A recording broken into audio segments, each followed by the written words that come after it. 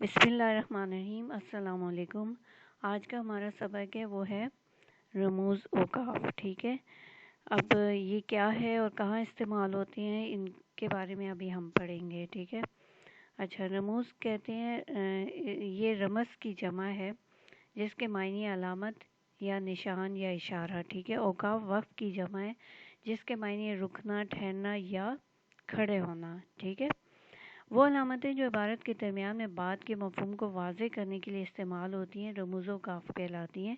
ان کو علامت وقت بھی کہا جاتا ہے۔ ٹھیک ہے، ان کے دو نام ہیں، رموز اوقاف یا علامت وقت۔ وقت کا مطلب وہی میں نے آپ کو بتایا کہ رکنا، ٹھہرنا یا کھڑا ہونا ہے۔ ٹھیک ہے، یہ وہ علامتیں ہیں جو جملے کو واضح کرتی ہیں، جو اس کے مفہوم کو، اس کے معنی کو واضح کرتی ہیں۔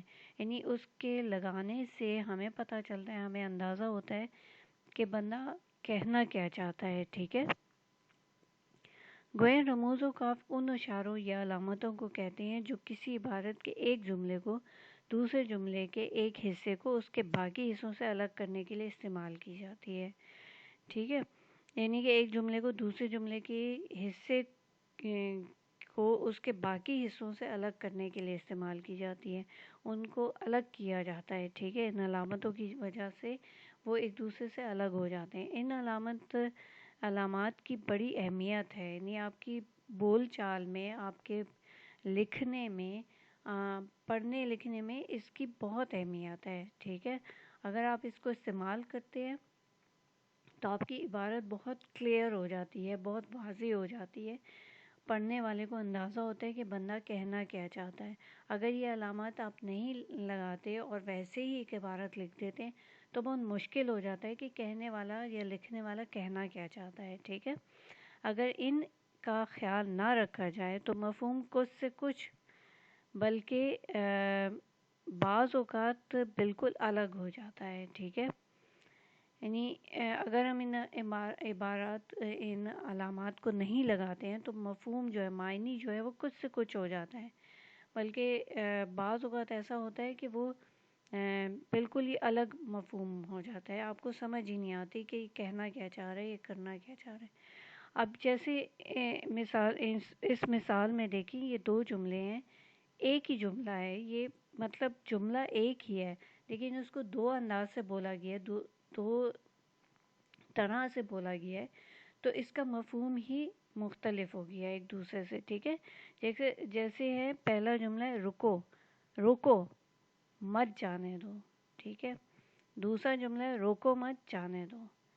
پہلا جملہ جو ہے اس کا مفہوم یہ بنتا ہے کہ اس کو روکو، یعنی کہ اس کو روک لو، جانے مت دو، اس کو اجازت نہیں ہے کہ وہ یہاں سے جا سکے۔ ٹھیک ہے، دوسرا جملہ ہے روکو مت جانے دو، یعنی اس کو مت روکو، بس جانے دو۔ ٹھیک ہے، تو اب دیکھیں اس میں آپ کو یہ علامت جو ہے، یہ علامت نظر آ رہی ہے، یہ کوما ہے چھوٹا سا، اس کو ہم بعد میں پڑھیں گے۔ تو یہ علامت جب یہاں لگی ہے، رکو کے بعد لگی ہے، مت جانے دو، تو اس جملے کا مفہوم ہی بدل گیا۔ اور جب ہم نے اس کو مت کے بعد لگایا، روکو مت جانے دو، تو تب اس کا مفہوم بالکل ہی الگ ہو گیا ہے۔ یعنی پہلے والے جملے میں ہے کہ اس بندے کو روک لو، جانے مت دو۔ ٹھیک ہے، اور دوسرے جملے کا مفہوم بنتا ہے کہ اس کو مت روکو، جانے دو، یعنی کہ چھوڑ دو، جانے دو۔ ٹھیک ہے، تو اس میں جب ہم نے اس کوما کو ادھر لگایا اور اس کوما کو ادھر لگایا تو اس سے مفہوم ہی بالکل، اس کا جملے کا مفہوم ہی بالکل بدل گیا، چینج ہو گیا ایک دوسرے سے۔ ٹھیک ہے، امید ہے آپ کو سمجھ آ گئی ہوگی۔ آگے ہم پڑھتے ہیں ختمہ۔ پہلا ہے ختمہ۔ ٹھیک ہے، یہ علامت ایک پورے جملے کے خاتمے پر لگائی جاتی ہے۔ جب ایک جملہ ختم ہو جاتا ہے، آپ کو اس کو ہم انگلش میں فل سٹاپ کہتے ہیں۔ ٹھیک ہے، یہ اردو میں ایک چھوٹا سا ڈیش ہوتا ہے جو کہ لگایا جاتا ہے۔ ٹھیک ہے، جیسے آپ ادھر دیکھیں ریڈ میں نے کیا ہوا ہے تاکہ آپ کو سمجھ آ سکے۔ جیسے آج موسم بہت خوشگوار ہے، یہ ایک پورا جملہ ہے۔ ٹھیک ہے، اس کے بعد ہم نے ڈیش لگا دی۔ اس کے بعد ہم اگر کچھ کہتے ہیں یا کہنا چاہتے ہیں تو ہم اس کے بعد کہیں گے، ٹھیک ہے. اور یہ پورا جملہ ہے، اس کے بعد ہم لوگ فل سٹاپ لگا دیتے ہیں یا ختمہ لگا دیتے ہیں، ٹھیک ہے. جیسے میں نے کھانا کھا لیا ہے، ایک جملہ ہے، پورا جملہ ہے، اس کو ہم نے ختم کر لیا تو ہم نے اس کے آگے ختمہ لگا دیا، ٹھیک ہے. اچھا، اس کے بعد آتا ہے دوسرا ہے سوالیہ نشان. سوالیہ نشان جو ہوتا ہے یہ آپ نے دیکھا ہوگا انگلش میں اس کے، اور بالکل اس کو فل کیا کہتے ہیں، کوسچن مارک کہتے ہیں، ٹھیک ہے. اور انگلش اردو میں اس کو سوالیہ نشان کہتے ہیں. یہ سوالیہ نشان اس طرح کا ہوتا ہے، آپ نے دیکھا ہوگا. یہ علامت سوالیہ جملے کے آخر میں یا حال معلوم کرنے کے لیے لگائی جاتی ہے، ٹھیک ہے. جب آپ سوال کرتے ہیں کسی سے تمہارا کیا نام ہے، یا آپ کب کراچی جا رہے ہو، یا اس طرح، تو آپ نے سوال کیا، تو سوال کرنے کے بعد یہ نشان لگایا جاتا ہے. یا آپ کسی سے حال احوال پوچھو کہ آپ خوش ہیں، یعنی کہ آپ حال پوچھیں کہ آپ خوش ہیں، یہاں پر آئے ہیں آپ خوش ہیں، تو یہاں پر بھی سوالیہ نشان لگایا جاتا ہے، ٹھیک ہے. اور اس میں بھی دیکھیں آپ کو یہاں پر کیا، یعنی کیا کا مطلب کیا جو ہے یہ سوالیہ لفظ ہے، ٹھیک ہے. کیا، کب، کہاں، کیوں، یہ سب جو ہیں سوالیہ لفظ ہیں، جن کو آپ انگلش میں کہتے ہیں کوسچن ورڈز، ٹھیک ہے. تو یہ جب آ جاتے ہیں تو اس میں آپ کو یہ نشان لگانا پڑتا ہے، جیسے انگلش میں آپ لگاتے ہیں اسی طرح یہاں پہ آپ اس طرح اس کو لگاتے ہیں، ٹھیک ہے.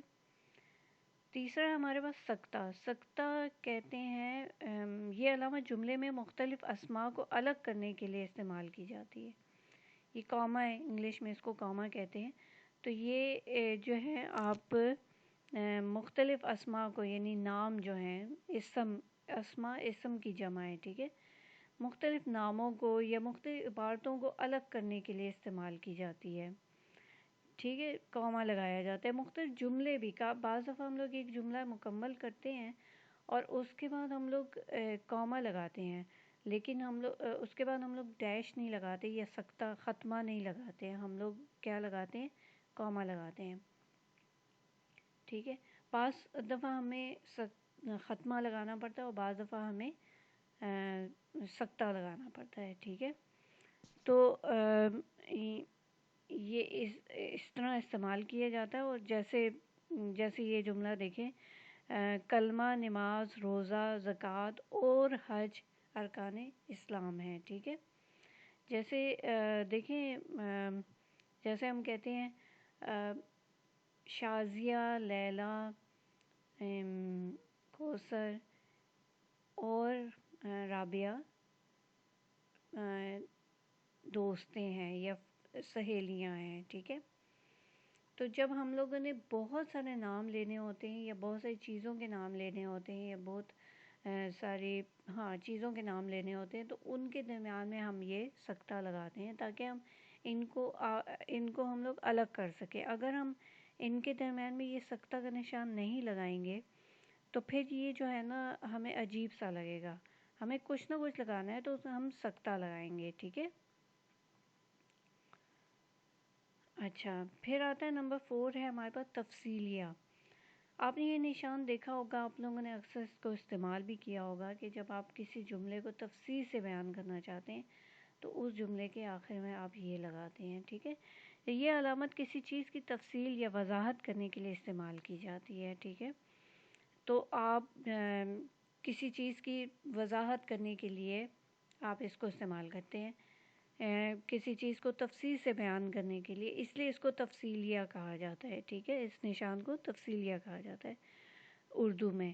جیسے یہ جملے دیکھیں آپ، ورزش کے مندرجہ ذیل فائدے ہیں. جب آپ مندرجہ ذیل فائدے ہیں کہیں گے تو آپ اس کا مطلب ہے کہ اس کو ایکسپلین کر رہے ہیں، اس کی وضاحت کر رہے ہیں، اس کو تفصیل سے بیان کرنا چاہ رہے ہیں، تو آپ یہ نشان جو ہے آپ لگائیں گے، ٹھیک ہے. اس کے بعد آتا ہے دوسرا جملہ دیکھیں، پاکستان کے 4 صوبے ہیں. پہلے تو آپ پھر لکھیں گے کہ پنجاب، سرحد، بلوچستان، سندھ، گلگت بلتستان، یہ سارے جو ہیں اس کو آپ یہاں پر لکھیں گے، اور اس کے بعد اگر آپ پھر وضاحت اس کی کرنا چاہیں گے تو پھر آپ لکھیں گے سندھ، اور سندھ کا نیچے تفصیل، اور اس کے ساتھ یہ والا نشان لگا کے سندھ کی آگے تفصیل بیان کریں گے. ٹھیک ہے، کسی چیز کی بھی، کسی بھی جملے کی تفصیل بیان کرنے کے لیے یہ علامت لگائی جاتی ہے، اور جہاں آپ یہ علامت دیکھیں تو اس کا مطلب آپ سمجھ جائیں کہ آگے اس کی تفصیل آنے والی ہے، یا ساتھ ہی اس کی تفصیل ہوگی. اچھا، نمبر 5 ہے کوسین. یہ علامت ہمیں جملہ معترضہ کے لیے استعمال کرتے ہیں. ٹھیک ہے، جملہ معترضہ وہ جملہ ہوتا ہے، اب آپ سمجھیں اس جملے کو کہ وہ کیا ہوتا ہے. ٹھیک ہے، وہ جملہ ہوتا ہے جو ہماری تحریر میں کوئی ایسا جملہ آ جائے جس کے بغیر بھی ہماری بات مکمل ہو سکتی ہے، تو ہم اسے جملہ معترضہ کہتے ہیں. یعنی یہ وہ جملہ ہوتا ہے جو ویسے ہی وضاحت کے لیے استعمال کیا جاتا ہے، یعنی اس کے بغیر بھی ہمارا جملہ جو ہے وہ مکمل ہو سکتا ہے، لیکن اس کو ویسے ہی وضاحت کے لیے استعمال کیا جاتا ہے. اس کو جملہ معترضہ کہتے ہیں. ٹھیک ہے، جیسے اس میں دیکھیں، اس جملے میں دیکھیں، عوام نے اسے اگرچہ وہ نااہل ہے اپنا نمائندہ چن لیا. اگر ہم اس جملے میں یہ جملہ نہ بھی لگائیں تب بھی ہمارا مکمل ہوتا ہے جملہ. جیسے عوام نے اسے اپنا نمائندہ چن لیا ہے، تو یہ ایک مکمل جملہ ہے. ٹھیک ہے، اگر ہم اس کو نہیں بھی لگاتے ہیں تو کوئی فرق نہیں پڑتا، لیکن اگر ہم لگا دیتے ہیں تو ایک وضاحت ہو جاتی ہے. ٹھیک ہے، تو اسے ہم کیا کہتے ہیں؟ کوسین. یہ وہ جملے ہوتے ہیں جو وضاحت کے لیے استعمال ہوتے ہیں. کہیں کہیں بہت ضروری ہو جاتے ہیں اور کہیں پہ ضروری نہیں بھی ہوتے، تو اس کو ہم لگا دیتے ہیں. ٹھیک ہے، تو آج ہم نے یہ 5 علامات پڑھی ہیں. انشاءاللہ اگلی ویڈیو میں ان کی جو باقی کی علامات ہیں وہ میں آپ کو پڑھاؤں گی. ٹھیک ہے، تو امید ہے آپ کو آج کا سبق پسند آیا ہوگا، اور اگر آپ کو یہ ویڈیو پسند آئی ہو تو اس کو لائک کریں، شیئر کریں، اور چینل کو سبسکرائب کریں، اور بیل آئیکن ضرور دبا لیں تاکہ میری ہر نئی آنے والی ویڈیو جو ہے آپ کو آسانی سے مل سکے. اوکے، اللہ حافظ.